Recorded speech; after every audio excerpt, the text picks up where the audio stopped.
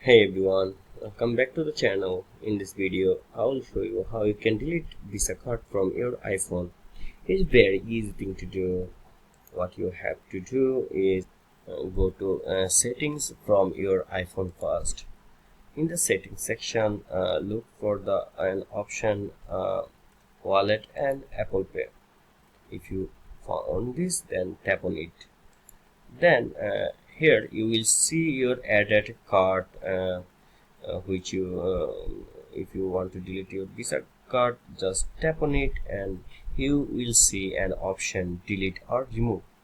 Just tap on it and it will be removed from your iPhone. If you want to add it, then follow the same process and click here add credit or debit card, and that's how you can remove Visa card from your iPhone. If you found this video helpful, don't forget to give a like and subscribe for more tech tips.